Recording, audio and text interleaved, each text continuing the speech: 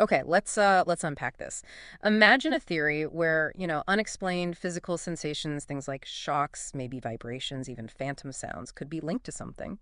Well, something entirely unexpected. Something potentially already inside your body. Exactly. We're talking about a proposed missing link here in understanding a phenomenon some people call electronic harassment. It's, well, it's definitely an intriguing, maybe unconventional premise. Definitely unconventional. So today we're doing a deep dive into a pretty fascinating self-published exploration. It proposes this direct connection between, get this, common fungal infections, Mm. heavy metals, and these perceived electronic harassment symptoms. Right. And our mission, you could say, for this deep dive is precisely that. We want to explore the specific, detailed claims and the research presented in this particular source. Our goal is really just to understand the connections they're proposing, the implications they draw. We're really delving into one very specific theory presented by someone who seems to have researched it extensively, almost like they made themselves the white rabbit in this unusual investigation, as they put it. The white rabbit, yeah. And just to be clear, we're presenting the claims as they're laid out in their work. We're not, endorsing them ourselves, just exploring the ideas. Got it. Okay, so the central claim, and it's a bold one from this source, is that 100% of individuals who report being targeted suffer from a fungal infection. And this infection supposedly acts as a sensitizer. A sensitizer. Okay, what does the researcher mean by that exactly? Well, by sensitizer, they seem to mean something that makes the body abnormally reactive. Reactive to specific, often very subtle stimuli. Could be internal, could be external. I see. And what sort of sensations are we talking about? The ones attributed to this? Sensitizer. According to the research, it's things like shocks, vibrations, pains, little pricks, twitches, even auditory sounds that seem to come out of nowhere. Hmm. What's interesting then is how the source brings in the role of metals. It elaborates on this complementary role of metals in the body. Right. The researcher apparently started with this hypothesis that these metals help create what they call a battery effect within us, Yeah. inside the human body. A battery effect. Yeah. So that was the initial kind of dual hypothesis they were working with.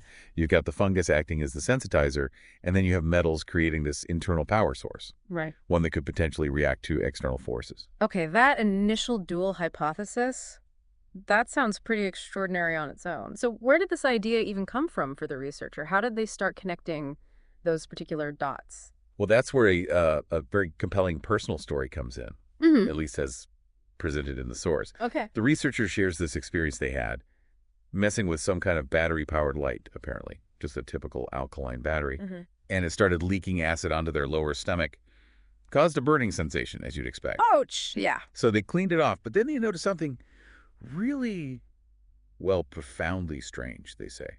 It felt like their intestines, their internal organs, had just stopped moving, temporarily quit. Stops moving. Wow. Yeah, like, the subtle hum of a house. You only notice it when it suddenly stops. That kind of feeling, but inside. That is vivid.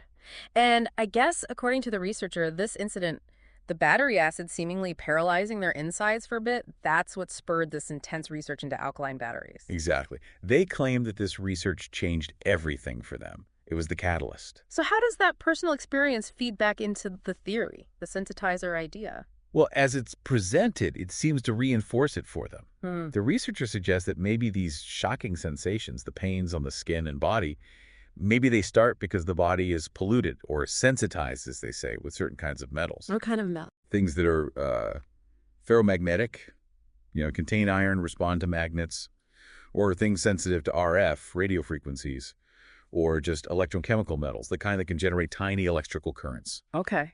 So for the researcher, that battery acid incident was like this tangible proof, or suggestion at least, of how external chemicals could mess with internal biological functions. Right. It's a bit of a leap, but I can see the train of thought there.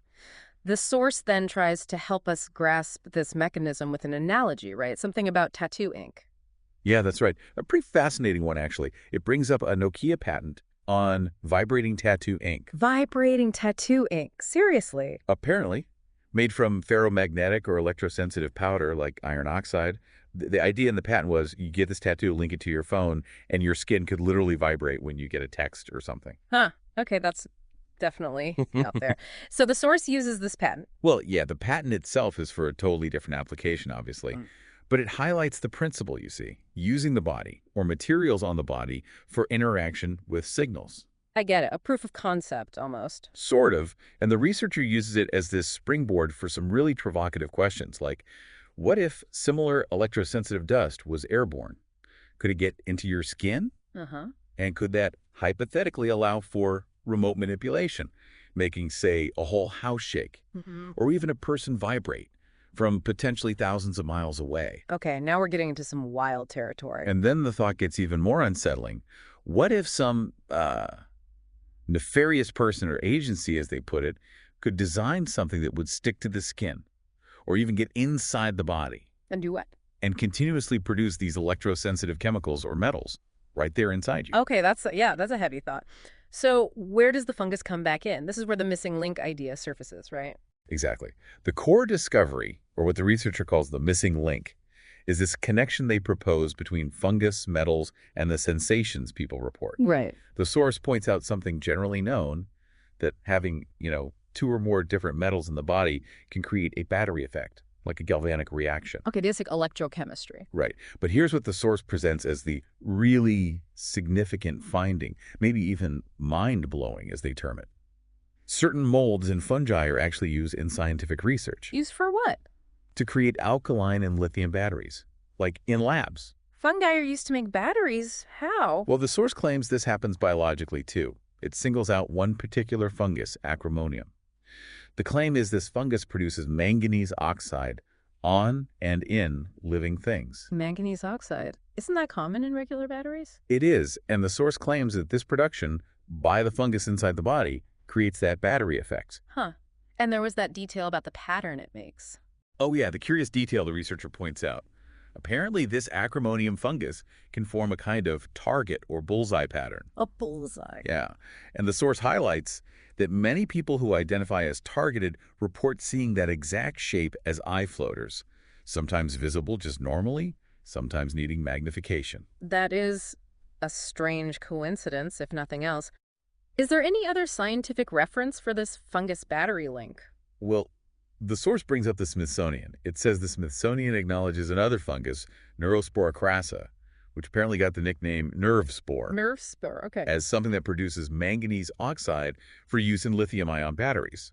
The source notes the Smithsonian discusses its electrochemical properties, its ability to create electrical reactions, and how it gets biomineralized.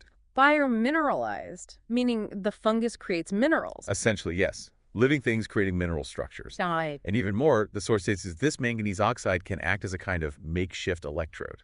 An electrode, like part of a battery circuit. Exactly. A component that conducts electricity. So the implication from the source is that the scientific groundwork, or at least related concepts, for fungi creating these electrochemically active materials, it seems to be out there in some form. Okay, so let's connect the dots here based on this theory. If these specific fungal strains, like acromonium or maybe others, are in the body, the theory suggests they're just continuously churning out manganese oxide or maybe lithium manganese oxide. Right. And this essentially turns the human body itself into a kind of battery with these electrochemical properties. That's the core idea being presented. Okay. And what's also highlighted is that the actual voltage needed, the necessary volts to cause the symptoms people complain about, is supposedly really low. So low it's almost undetectable by standard means. So it wouldn't necessarily show up on typical medical tests. That seems to be the implication. It suggests a very subtle but continuous internal process is happening, according to this theory. Which means, if you follow this logic, the fungus itself is the battery. It's the power source and the sensitizer for this whole electronic harassment experience. That's exactly what the source concludes, yes. The fungus is the actual battery, the power source and sensitizer, and goes further, suggesting the manganese produced by the fungus can be used as electrodes within this internal system. Wow. Okay.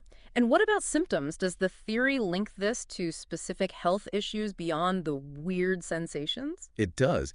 It talks about the symptoms linked to manganese poisoning, which the source suggests might sometimes get confused with something like Parkinson's disease. And what are those symptoms? Things like apathy, weakness, headaches, confusion, depression, short-term memory loss, even slurred speech or hallucinations in some cases. Also, tremors, involuntary muscle movements, poor coordination. Sounds neurological, somewhat like Parkinson's. Yeah, and also a mask-like or rigid face, a staggering gait. The source mentions the historical link to miners who could get exposed to high levels of manganese dust. Okay. Are there other, maybe more unusual physical signs mentioned? Yes, beyond those sort of systemic symptoms, the source details other claimed physical manifestations. Like what? Things like black specks appearing on people's bodies. It even references people who call themselves Morgellons patients. Morgellons. That's the controversial condition with the skin lesions and fibers, right? That's the one. Though, the medical community generally views it differently. The source also mentions crystal-like substances or even glitter appearing on the skin. Glitter. Yeah, and it draws a parallel to that Smithsonian quote again, the one about a crusty, crystal-looking biomass related to the fungus. Anything else? And finally, weird pigment issues on the skin, which the theory links back to manganese and its role in pigmentation. So a whole range of potential symptoms, from neurological to skin manifestations. The source also mentions a tipping point, doesn't it? It does, yeah. Yeah. It introduces this concept that symptoms don't just start overnight. They begin when certain chemicals in the body, specifically the manganese oxide, according to the theory, reach a certain level, like a threshold is crossed. So it's a gradual buildup. Apparently, a gradual accumulation, possibly over a long time, until symptoms finally appear. It's not like flipping a switch. Okay, so if someone believes they fit this description, experiencing these symptoms, what does the theory suggest they do? Is there a proposed solution? The source does offer specific advice aimed at targeted individuals. It suggests they need to continuously cleanse metals from the body. Cleanse metals. How? And alongside that, use antifungals. It specifically mentions potassium iodide. That's a chemical compound, sometimes used as a supplement or medicine. Potassium iodide. Okay. Anything else? And also trying to break up any kind of film on the skin, maybe using Epsom salt baths. Right. And does the researcher claim these methods work? Yes.